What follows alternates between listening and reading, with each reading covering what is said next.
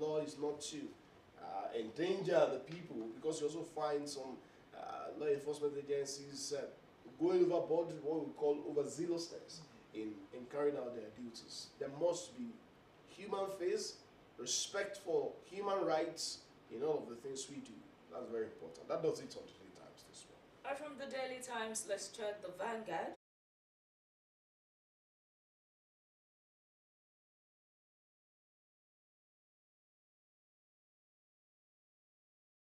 CSOs can Jonathan orders task INEC in the police.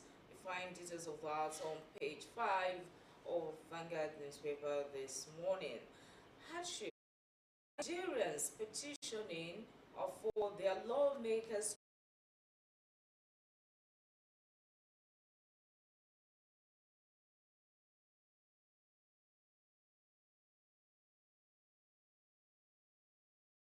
the citizenry, the electorate, getting more conscious of what exactly are their rights, and the electoral process, the way and manner they could get things done. And for me, it's a right step in the right direction, that the electorate is not having a recourse to lawlessness, having a recourse to acts that could breach the peace. If you feel that somebody is not doing well, you have the right, according to the law of the land, to recall the person, not throwing stones at his vehicles or going to vandalize or laying ambush. So there must be a way that the laid down procedures are followed. What is more, when there is better education of the citizenry, voter education, enlightenment, public enlightenment, you find people making informed decisions, you find people acting responsibly instead of going AYI, instead of going north. There must be a way that rules, regulations, procedures are followed in doing things.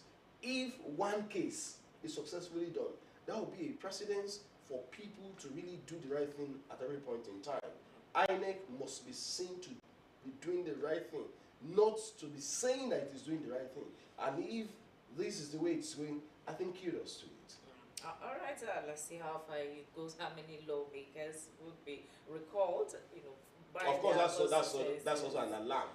It's also an alarm to tell elected representatives, lawmakers, to live up to responsibilities. If you don't do well, the people will recall you.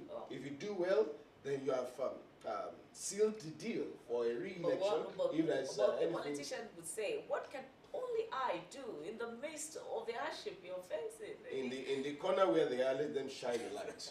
Exactly. I think that's just important. You cannot tell me that you stay in a place, for instance, you get salaries, which we still up to now are in the dark as citizens as to how much exactly you're earning. Yes. Then that is not all. You get allowances, and then you find the federal government saying, okay, we've given so amount of a bag of rice to your lawmaker, or your representative, your minister, and all of those to give to you, and how many of them get it eventually? But the truth is that such commodities cannot even go around. So that's not the issue.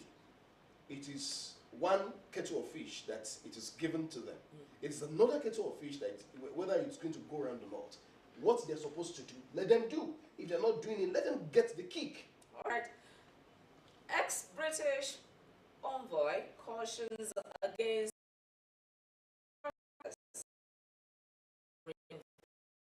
after I think we have one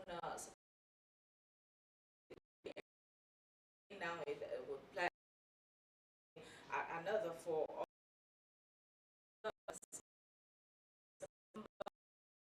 some people still counting their losses. So and starting people trying to sabotage. Look into the matter at before the steps. Details of that on page 9 of that has rendered useless. Understatement. It's an understatement. I wanted to say it should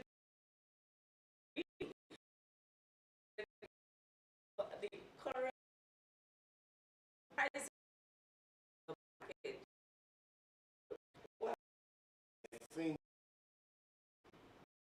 they call it minimum wage, not living wage, because nobody is even living through that so-called wage, and it's sad, and it's terribly sad when it's just like the case of giving you something with the right hand and taking it with the left.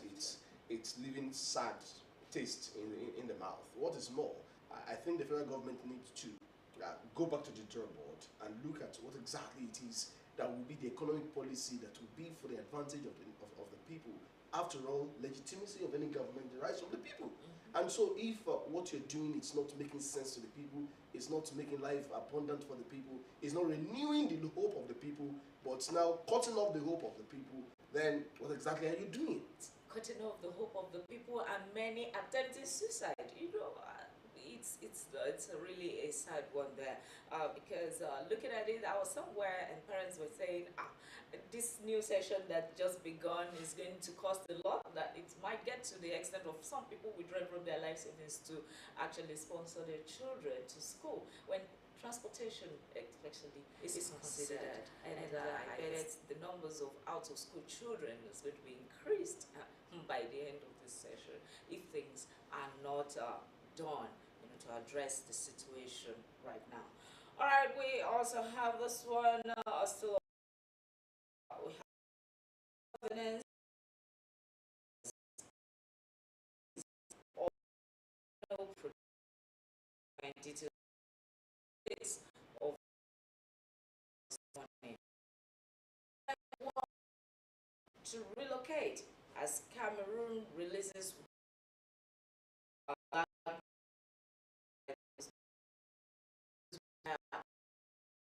by the release went ahead to please relocate.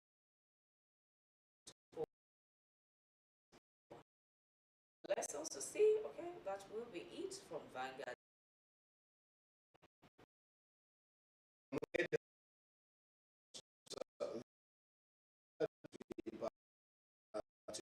Is making headlines in the Daily Trust newspaper this morning, and it's leading with the Medjugorje flood. Victims in dilemma after discharge from camps. Our houses, we need support. That's coming from them there. We'll assist them to rebuild their homes. Borno government. Well, just inhabitable. That's the government will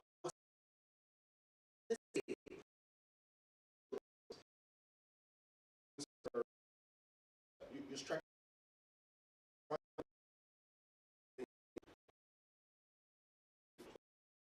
around that. There are some more stories there. Page. I think that does it. That does it. The other things there are just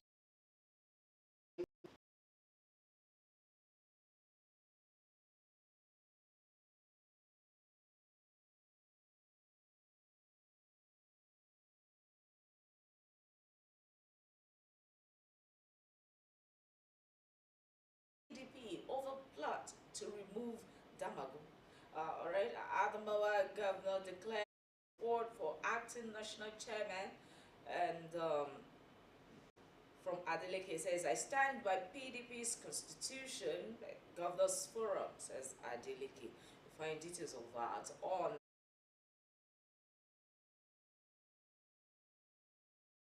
the Nigerian Tribune.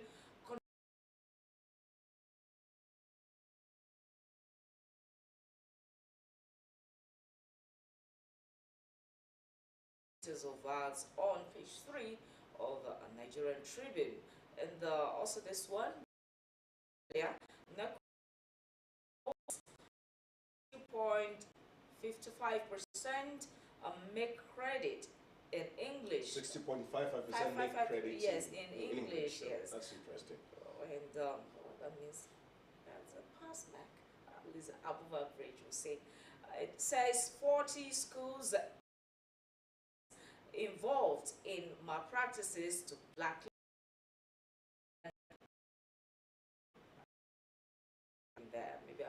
heard your warnings that there must be consequences. Those supervisors are getting some consequences for their style. Well, it's not the first time that you find complicity on the part of supervisors, on the part of invigilators, on the part of even school owners in the area of private school owners now, even on the part of administrators schools, of public schools. So when you find consequences for actions and inactions, then you are on the path of ensuring that the right thing is done per time. But when there are no consequences for actions and inactions, then you're saying that lawlessness could fester on. So it's important that examination bodies live up to the responsibilities, and then you also find that there's no compromise in the system. After all, this education is the bedrock of society. If the bedrock of society is faulty, it's just like a house with a faulty foundation there. Soon it collapses. All right, let's move on page 12 of Vanguard. Oh, sorry, pardon me. Of Nigeria Tribune, we have this one. Federal government, ex-CJ, and Onoge gets 4 ex-British envoys on Council's United Nations General Assembly trip and in. Details of that is on page 12. Nigeria report of mass failure in 20 and page 2. The debunking, because you only come out to debunk when there are no evidences. But when you have evidence of sterling performance, just bring out your evidence. You do not need all this debunking and debunker. It's not. Well, actually, and if that be the case, that there were mass failure in the common entrance exam, that is from the primary to secondary schools, then it means a lot needs to be done. The educational sector needs to be rejigged. Let the government of the state publish the result of its pupils who are transforming or transiting to become students. Let the government publish the results. For me, you see, information management goes beyond that thing is coming from the pit of hell. Have you been to the pit of hell before? All of these funny cliches should not really be what we'll be butting our heads with. Oh, okay, the state government, your pupils failed. Okay, this is the result. And that settles it. All right, we have this one lastly from Nigeria Tribune, Edo Guba. Heavy security ahead of polls. You have details of that on page 2 and quite a number of writers there. These officers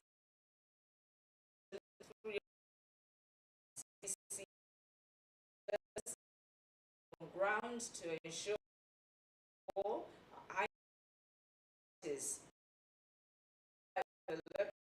can hold prayer session for a smooth election. Government declares today work-free day.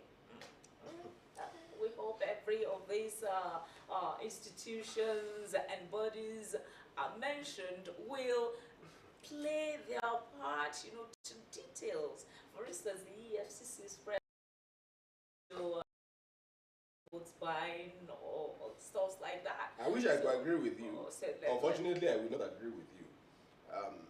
From the hindsight of experience in recent past and in far away past, if there's anything like that. You see, we make mockery of the entire system when institutions that are supposed to be stronger than individuals are just in the pocket of those individuals. In Osrc election, some couple of years back, you find EFCC flooding the place and all of that. Yet, we also had pictures of compromises, videos of compromises, vote commercialization. I do not think vote buying is the correct nomenclature now. The correct nomenclature is vote commercialization because there's a buyer, there's a seller. When there are no buyers, sellers will not be on ground. Or when there are no sellers, you probably will not have bias. What is more, the police, as a leading agency providing security for election, you find, unfortunately, some funny characterization. They tell you, okay, the politicians will tell you they're providing logistics for security. And what exactly does that mean? What eventually do you see? So it's important that we have a system that is foolproof, that cannot be compromised. But like Dr. Bingabi Bola did say on another outlook yesterday, he did say the Nigerianness in the Nigerian institutions, we keep messing up the system. Because that is, for instance, when we talk about... we wonder what exactly is the Nigerianness. So Nigerianness now is that so much to corruption? Unfortunately, he also did say that corruption is the number one citizen of Nigeria. And that's the sad narrative of our existence as a people. And when that existential fraud, existential flaw, and existential inconsistency bedevil our system, there is no time that development will not invade our existence. So it's important that the EFCC must not just be what I term a toothless barking dog, but would be an institution that should really be feared by criminals and criminally intended people or criminally minded people. That's what so yes. That the EFCC will not just be there to watch and not do nothing. anything. The police must be there to really police the election and not to cash out. I think it's important to hit the nail on the head. It's important that the voters would know that the future of their own future and the future of their children, it's in their hands. The highest bidder will be giving you, I do not know. Don't say it. No, it's important. It's important we lay bare the fact. The highest bidder will be coming with money. They could come as far as 20,000 naira, 50,000 naira. Will that suffice for the next 4 years? I think you should think and also look at it. And young people in Edo State, if you're listening this morning, they will tell you, go and hijack there, go and do this there. Why not ask the politician to also tell his firstborn to lead that unfortunate thing? So it's important that we must do the right thing at the right time and do it well so that we will not regret in the eventual time. It's important. Let's get it right in Edo tomorrow, and we never can tell. I really hope we get it right in Edo, because that will be laying a very close precedence to what is going to happen in our dear Sunshine State subsequently. So that's all from Nigerian Tribune. I think we just check one or two things from the world of sports. Haaland angers Mikel. Okay, let's find what exactly is going on there. Sporting Sun newspaper is giving us that update, and then and for Zola, with contract extension, that's also there. Rodri mad at football calendar, you find that there. Many more called Sexy Rev. CL official cries out. Well, funny. Check details of these and many more from the Sporting Sun this morning. Okay, well, stories from the Sporting Arenas, we'll call it a wrap on the newspaper's headline segment for this morning.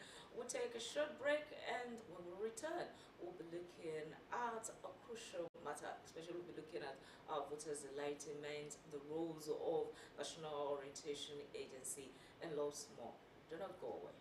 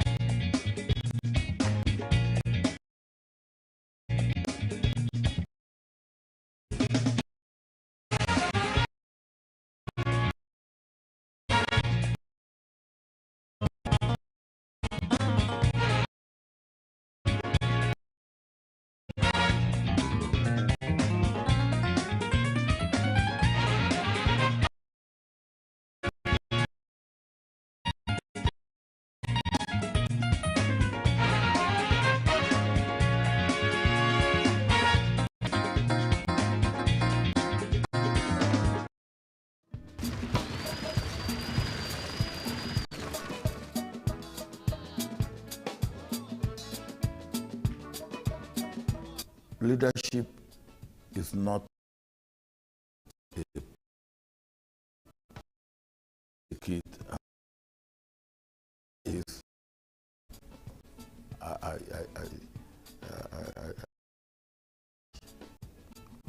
leadership comes do how you live, you have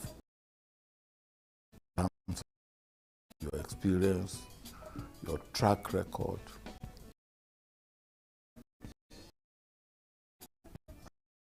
The thing is that the young people must strive. They shouldn't be the path deliver the and know that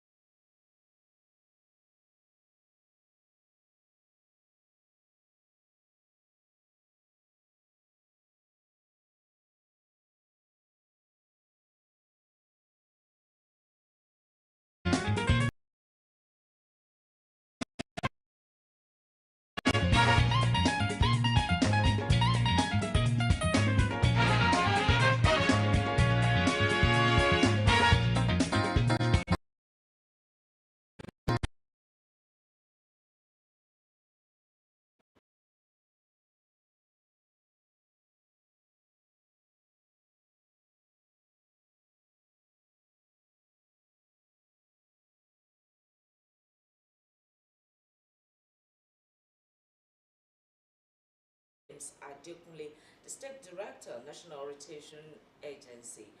It's nice to have you on the show. Good morning. Yeah, it's nice to have you. Most of the time we see the outcome of elections in Nigeria. Most of them want to see that it's as if there is no enough education for the voters. There is no enough enlightenment for them, and hence their participation in the election most times is reduced when you compare the number of people who even registered for their PVCs, the number of people that eventually collected, and the actual participations in the elections. So I want to say, how are you trying to increase the awareness of voters in Nigeria? Thank you very much. First, I want us to know very well that National Orientation Agency is an organ of government deliberately set up to communicate government programs, activities, and policies to the people, and also create platforms for getting feedback from the people back to the government. And to do this, the agency creates awareness around those policies sensitize the people, enlighten them, educate them to ensure that they actually understand what government is talking about.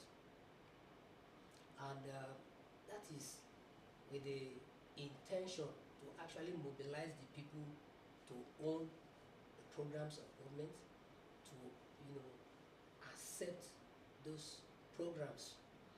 And of course, very, very important aspect of this has to do with the issue of elections.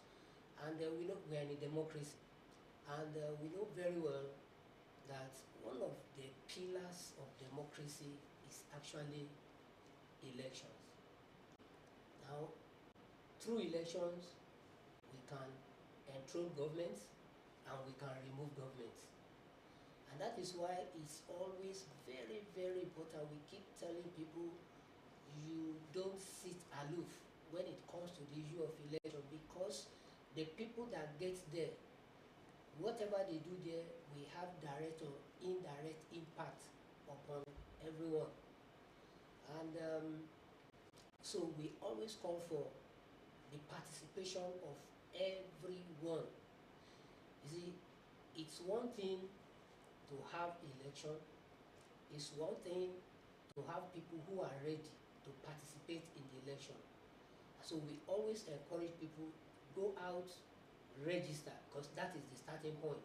If you want to participate, go out there. When the window is open for registration, go and register.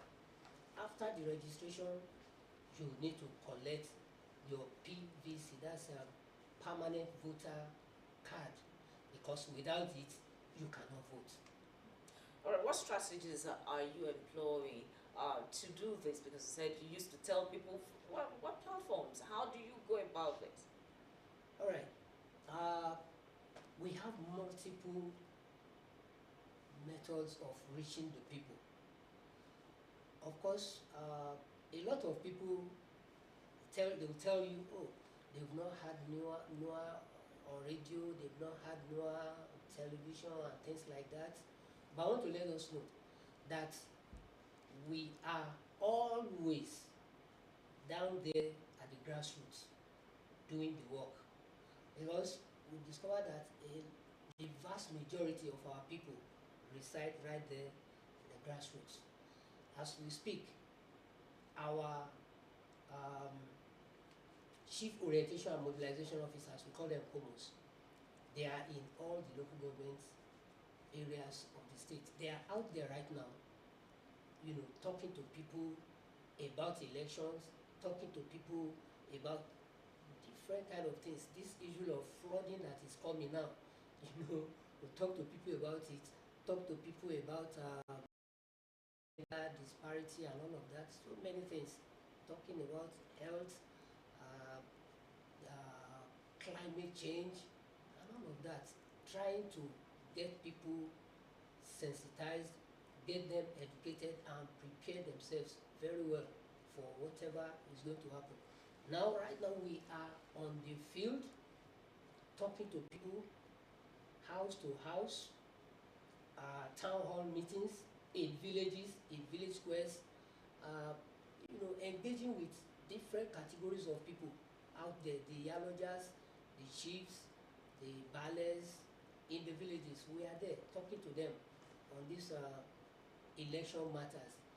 Now, for instance, you said you're in the grassroots, you're doing one-on-one sensitization and all that, but is it by any means more effective than a mass broadcast? For instance, using a radio platform, the number of people that you will reach from a mass platform, is it not going to be more effective than one-on-one? Well, like I said, it is a mix of methods. I want to sincerely appreciate Osrc for this opportunity. What we are doing right now is definitely a part of what we are talking about.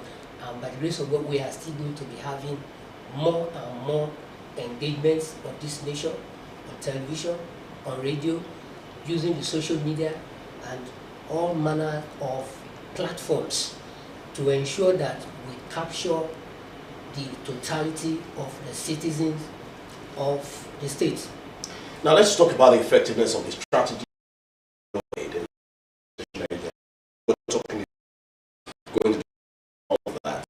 Language of communication is important to drive home the message. I'd like to know what exactly is the strategy used in communicating government policies and social responsibility messages to the people. For instance, if you communicate with me in my mother tongue, it might sink better than talking to me in a foreign language. How well are you deploying the language of the people to communicate with them? The interesting thing about Noah is that Noah speaks all the languages of Nigeria. All, I mean all. And that is why we have members of staff from each of those ethnic groups. As we speak right now, we have those that can speak Ijaw language. So we deploy them to do that. Those that can speak the language of Ilaje, we have those from Akoko area who can speak the dialects there. The Akure people who can go out, talk to the market people in Akure dialect, Ondo, and just like that and like that. We have them. Even when we want to reach the Igbo community, we have Igbo speaking people amongst us who can speak to them.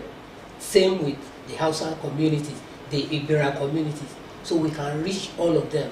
And that's why we say in Noah, we speak the language of the nation.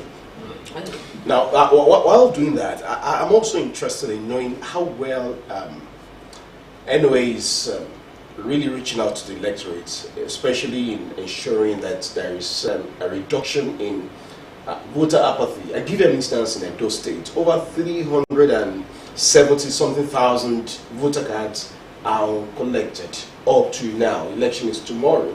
That tells you that over 300,000 people will not be voting in that election. They initially went ahead to register for these cards, but now over 300,000 of them will not be collecting. Now that is aside the over 2 million voter cards that were collected preparatory to tomorrow's election.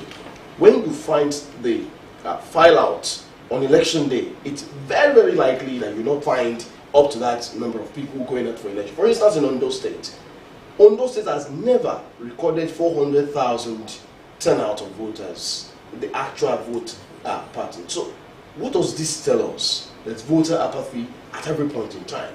What are you doing to address this matter? Now, the issue of people turning out to vote, I like to let us know that if people will actually go out to vote, this is where I really want to, admonish the political parties themselves. Okay. All right? You have followers. And these followers, they will hail you, they will, do all manner of things, giving you the feeling that they are supporting you. But what are you doing as a political party? Number one, to even educate them, let them know what you intend to really do for them, and then to, make them to come out and show their love for your party. What are you really doing to get them involved, to bring them out and let them come out and vote for you? So now, if the political parties, those who are going to be beneficiaries of people coming out to vote, if they don't go all out there to encourage the people to come out, I want to let us know the people will not, they may not actually see much reasons why they want to, come out to vote for them. But on our part, we keep telling them, you have a lot to gain by coming out to vote. Because if you don't come out to vote, eventually the wrong kind of people may end up being there. And if the wrong set of people get there, then it means we are all in it. So in your advocacy, I believe that you also get feedbacks. And let's look back from one of these feedbacks you've, or from your observation, you think political parties probably are not doing enough in sensitizing their followers on what to do. Don't you also have a duty to sensitize political parties on what they needed to do? Or are you not working with them as well? That is why we're also engaging with them. All the stakeholders that are involved in election, we engage with them all. Even talking about security, the security aspect of elections, we are also involved in it.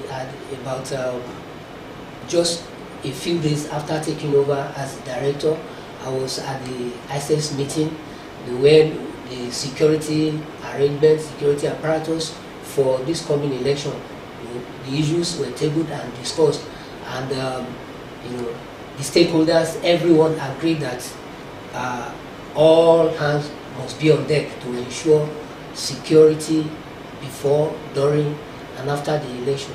And so, in like manner, we are also engaging with these political parties, the chairmen, the ESCOs of these political parties. We do engage with them, and we will continue to engage with them. And by the grace of God, we are hoping in the next 1 or 2 weeks to launch, or to officially launch our own voter education in Ondo State. We want to officially launch it, and we believe you will be part of the launch. You want to launch voter education? Yes, you want to start full scale. You know, what we have to the election. Yes, election. what we have been doing so far, we can regard it as low key. Low key. But now we're trying to come out full scale now, so that everyone will know that indeed something is about. Well, interestingly, you said what you've been doing was low key. I wanted to ask if voter education is limited to the twilight of an election. I mean, the eve of an election, as it were, because you just want to be launching voter education when the election is just 1 month away, so to say, because it's not even up to 2 months anymore. So I'd like to know if voter education, nay, public orientation, will be limited to maybe I term it festivity Seasons. Or seasons. Thank you. Election season, maybe disease outbreak, and then flood, natural disasters, and all of that. How about sustained, profitable engagement of the public to achieve desired change in society? NOAA as an organization, let me tell us, is undergoing what I call a rebranding. Or maybe a reform? Not reform, rebranding. Because many people have been asking, where is NOA? Yes. You find the issue of Naira defacing and all of that, people are asking, where is NOA? You find the issue of voter apathy, where is NOA? In many states, not just in Ondo State, in many, in fact, in Nigeria, people keep asking, is there an agency like NOA? That's asking you if it's going to be a seasonal enlightenment or a sustained initiative. You see, the problem with NOAA is an open secret. For long, NOAA has been abandoned. Of course, by the government. By the government that the agency is supposed to be servicing. Perhaps the agency has not been servicing the government, and so government felt that, well, what is the use of it? Now, I'm talking about both the federal, the state, and the local government. You are a federal government agency. It's a federal government agency, but the act that established NOAA, makes it a tripartite thing, so that to be jointly taken care of by the federal, the state, and the local government. But we see that NOAA has been abandoned for over decades. Is it to run an agency such as NOAA, it requires funding, a lot of funding. So you are underfunded. For instance, now it's not a wrong thing if we decide to buy airtime and create airtime, maybe 30 minutes, 1 hour, that we will be discussing so many things that has to do with NOA, but it has to be with money. Okay, is money the only challenge you're having at NOA in this discharging your duty? That is not, I'm not talking, so when I'm talking about funding, funding encompasses a lot of things. Logistics, none of those other things. So, well, there's a question I keep asking that you have not answered. I want to know if indeed NOA is of use to government. If it is of use to government, do you think government will abandon it, according to you, for decades? Now, I'm sure we can still remember MAMSA. Long ago. MAMSA is, offshoot. After that, what has been offshoot of MAMSA. Now, when NOA came on board, everybody saw what NOA could do. But along the line, government just began to jettison its own responsibility to the agency. Like as we speak now, if you come to our office, it is well. Even what happened to your operational vehicles, they're more or less not there. More or less not there. And we have to reach people. Well, thank God for the structure we have.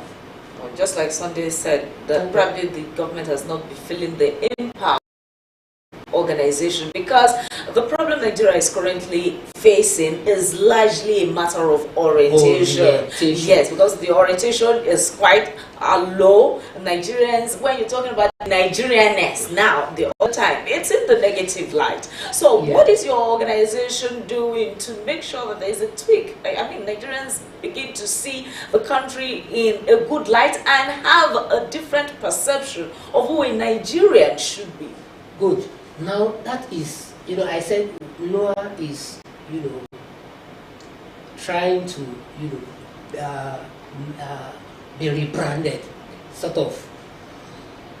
Now, by the grace of God, we have a new Director General who is on fire right now. On fire. Seriously on fire to, Ready to work. Really, really ready to do the job. And I describe him as the right, the round peg in the round hole.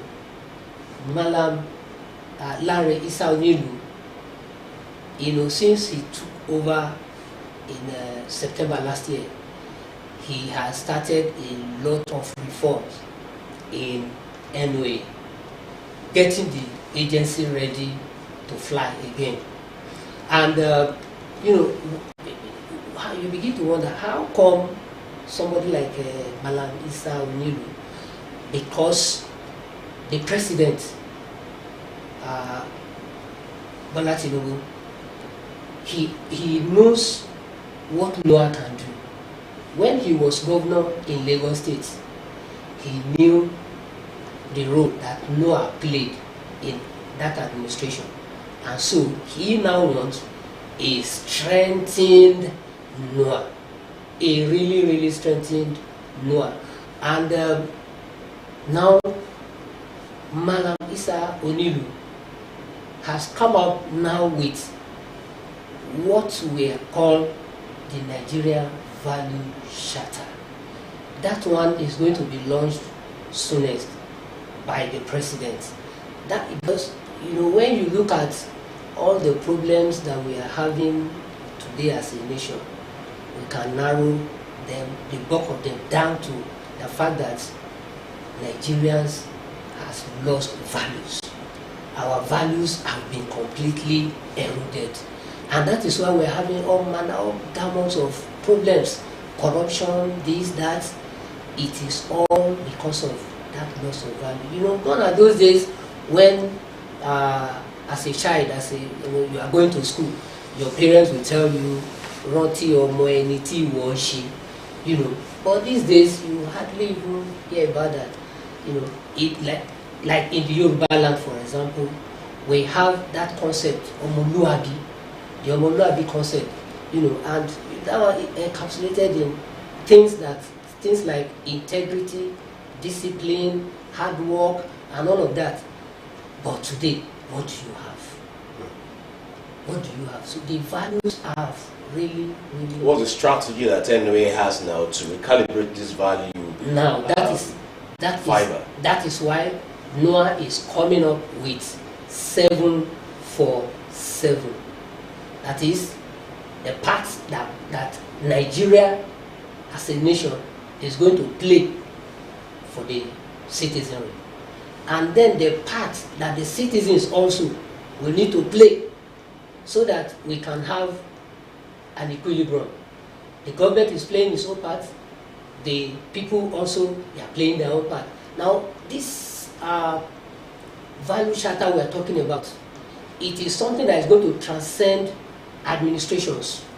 It's a question of what Nigeria will do for the people and what the people will do for the nation.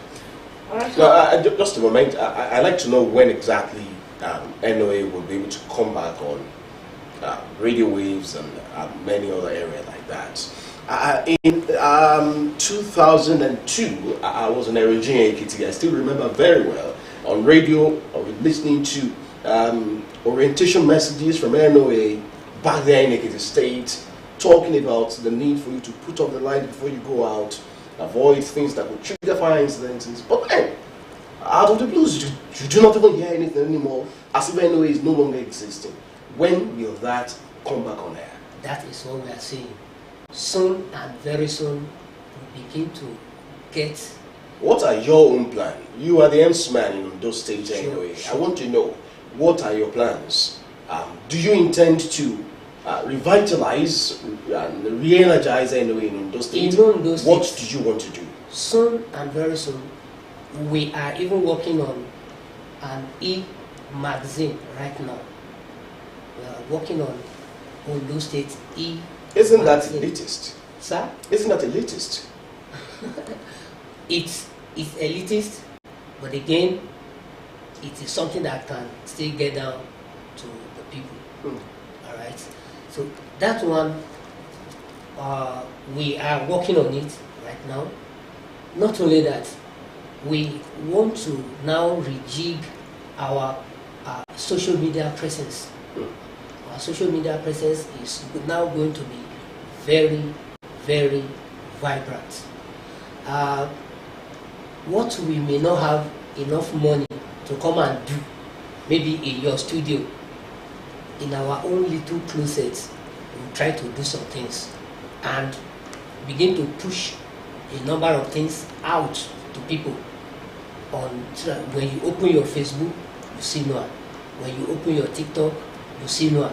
You open any of those your social media stuff, you see Noah. Even blogging, we are coming up with all this. Well, in my little closet, let me just recommend to you partnership with media organizations. It might not be all about money. Sure. It might be about effective partnership, because going into this magazine and all of that might not be reaching the people that you really want to reach.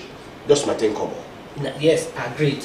You see, the society is segmented. The society is segmented. Very well. And there are different ways and methods of reaching the different categories of people. Like I was talking about the people at the grassroots the other time.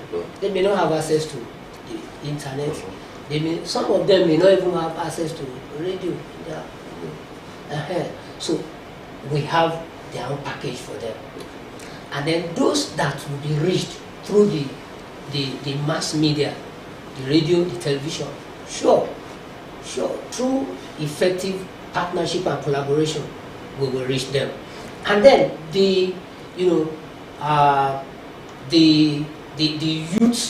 segments, you agree with me, they are in the far majority. And they are the ones that knows this and they use this. So if you go out, reach them through this, you'll be reaching millions and millions of them. All right, so let's go back. Sorry, please. Let's go back to the reason why we even called you first today, which is voter education and all. And observation, there are a set of people, that continuously get disenfranchised in Nigeria, probably due to the nature of our electoral process and the conduct of the election itself. How do you want to ensure the inclusiveness of these people? For instance, people living with disabilities and all that. What are you doing to make sure that they are not disenfranchised anymore? Already, INEC has a soft spot for people with disability, and that is why whenever they get to the polling unit, INEC makes it officially that such people should be allowed to vote first. They should be allowed to vote ahead of others, together with people who are very old, people who are pregnant women, and people in those categories. They give them the room to first of all cast their vote before the others come on board. So in our public enlightenment, we also drum this to their ears. Please, when you see people with disability, when you see old people coming to vote, when you see pregnant women coming to vote, please allow them first. Apart from telling others, has there been time where you also speak with this set of people? I mean, when you go after the groups of this set of people to also tell them that there are provisions such as you just mentioned? We have them in collaboration. They do visit us in our office, and we do also go to them. So we try to get to know some of their challenges, and where we could come in, how we could be of assistance. So we are always in touch with them. Now, I'd like to bring you back to Ondo State.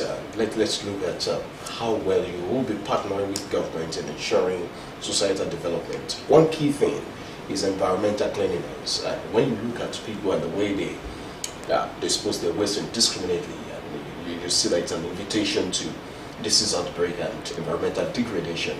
How well, beyond these traditional end of the month environmental sanitation, what strategies would you be bringing on board to partner with government in ensuring that people maintain environmental hygiene?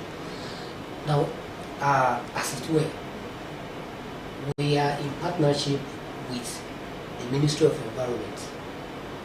We're in partnership with the Ministry of Health, and together we do sensitization from time to time, because if our people continue to behave in that manner, or disposing their waste indiscriminately, there is the danger of outbreak of diseases. We're just talking about cholera of recent, talking about monkeypox and all so many health challenges all around us. But we do go out with these critical government bodies to sensitize the people, to educate them on the need for them to be careful about how they handle the environment. Because if they don't handle the environment well, the environment will come back, to hit them hard. Now, you see people who will draw their waste directly into drainage channels. That is wrong. And we keep telling them to, dispose their waste in the way the government has appointed for such. And we also encourage government to make arrangement for evacuation of these things from time to time, so that the environment will remain clean at all times. All right, thank you very much, Mr. James Adekunle, the State Director of National Rehabilitation Agency. in Ondo State, for coming on the show today and shedding light on the different issues that we've talked about, most especially our focus for today, which is voter education and matters arising. Well, you've told us that you have a new DG now who is on fire. Well, I guess we should be on the lookout for the smoke everywhere. I hope water will not quench the fire. So that we really transform the attitude, the cultural orientation of Nigerians, so that we have this new Nigeria that we are all anticipating, and so that our global image, really, which has largely been dented, will be remolded, to an appealing one. So once again, thanks for coming on the show. And I guess this is where we'll be drawing the curtain on the show for today from Sunday. Well, when the push is from the outside, it might really not be that effective. But when there's the push is from the inside, you